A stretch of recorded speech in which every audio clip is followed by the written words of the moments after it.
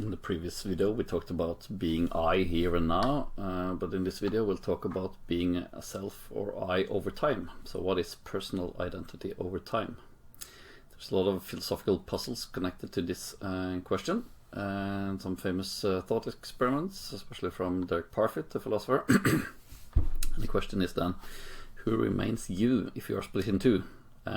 So one thought experiment, for instance, is let's say you're in an accident and you wake up in a hospital and doctors say that we were able to save half your brain and half your body, so we just connected it with a new half brain and a new half body.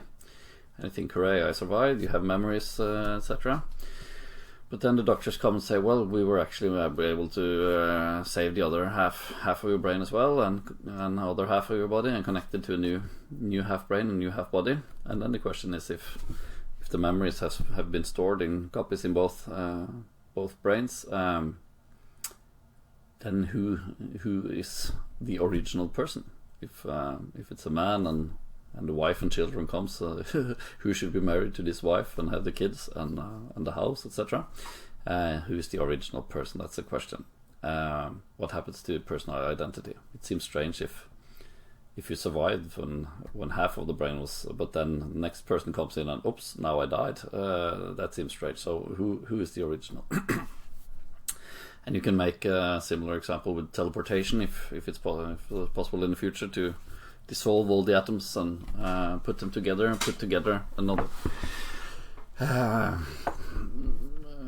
similar structure and atoms. But what if something goes wrong with the teleportation and suddenly you have two copies? Would that mean that you cease to exist, or is one of them the original, or how should we think about this? I think we get some help from being precise about this if we use the distinctions we saw in the last video on the self. We can describe quite accurately what's happening. Well, if the same memories are in both the new copies, well, then they have in this moment the same autobiographical self, but there's now become two streams of consciousness, two new core selves from the one original. It is split in two, and then it will now start to, as the two new persons get new experiences, they will start to change these autobiographical selves. So you could say, if it was me then, I would split in, they could say, well, Atle in 2021 was this one person, but now it has turned into Atle 1 and Atle 2 in 2022, and it will be that from now on. So both Atle 1 and Atle 2 were Atle 1 in 2021, but now there is no more Atle 2021, it has just turned into Atle 1 and Atle 2. And some people say, well, that's a problem and that can't be the case because two things can't be identical to one thing. In the common definition of identity, everything must be the same. There can't be any differences. But I think that personal identity is something different from. We should say that personal identity and diachronal identity or identity over time is something different from synchronous identity or identity in one moment. And then you can have gradual changes. It doesn't have to be exactly the same. So I am the same Atle as I have the same personal identity as I had 20 years ago, but a lot of things have changed. So my cells have changed, and my personality and opinions and size and many things have changed. But that's okay. As long as it's gradual changes, we'll say that it's the same. If it's suddenly an abrupt change, it will not be the same person. If gradually I have changed all the cells over many years, etc., and I'm still Atle. If we had taken away everything except for my feet and put on a new body, then we wouldn't say, this is good old Atle, look at the feet, there you have him. Then we would say it was a new person and not the same. But it's the same with, if you construct a boat, it's not at this now, it's a boat that in this second it turned into a boat. Or if you gradually rebuild the boat, there will be in one extreme we'll say now it's something else, or we'll say it's the same because it's small changes, and we can't give this exact definition of when exactly will it be the same or different. We'll just have to accept that the concept is imprecise. And that can sound like a problem, but then I'll try to explain why it's not a problem. It's because we know everything there is to know about the situation. There isn't this extra hidden fact that we don't know about. This happens in all sorts of cases all the time. Let's say you have a political party, people getting together with one main vision, but a lot of different opinions on different questions, and they can keep on discussing, and they disagree so much that they find out we split this party in two.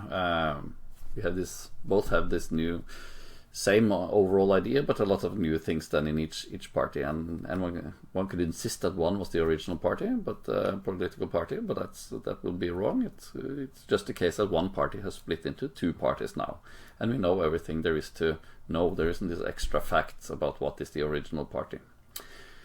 And so you can think, well, that's a party, but it's more important with humans. But also in humans, you can have a sperm and an egg can meet and start dividing, etc. And it's just one individual, but then that process can split in two, and you'll get twins.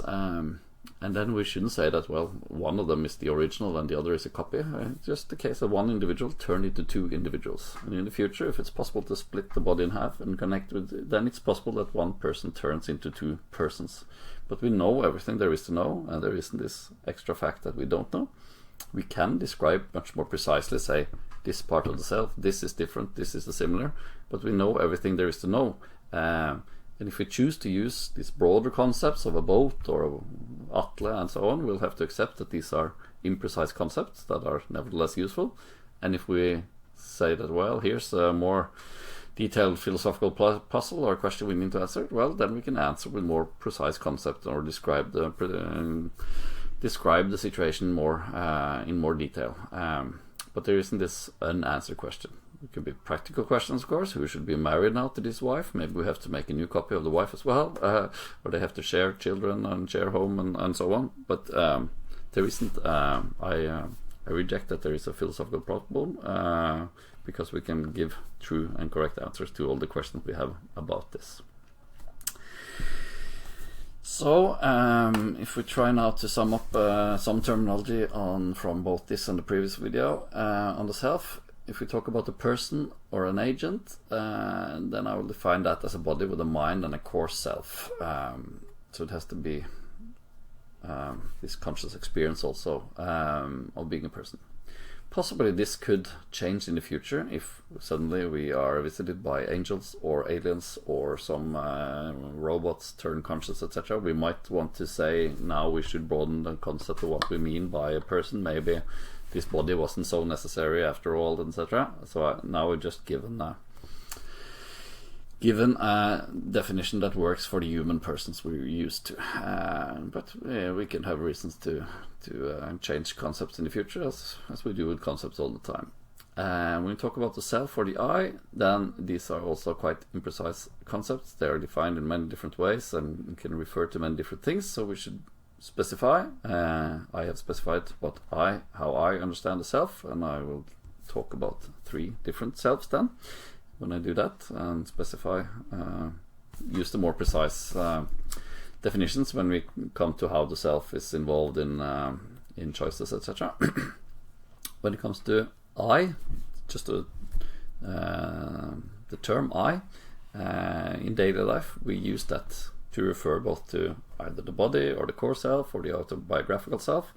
So I can say I am 181 centimeters tall, then that's my body, or I can say I am here now, then it's my core self I'm referring to, or I can say I was married in 2007, and then it's the autobiographical self and my history I'm talking about.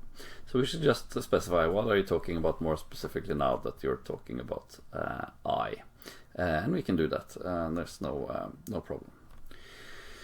I've met, or I'm sometimes surprised by good philosophers who say that it's a mystery what the I is, because it can there must be something mysterious that both can be 181 centimeters tall and have phenomenal conscious experiences. So what can it be? But I think that there is no mystery. It's just a term that is imprecisely used in daily life, and if we specify what we mean, then the mystery disappears. So that's what I had to say about the self, and then we'll continue with this last part of the mind, which is desires, in the next video.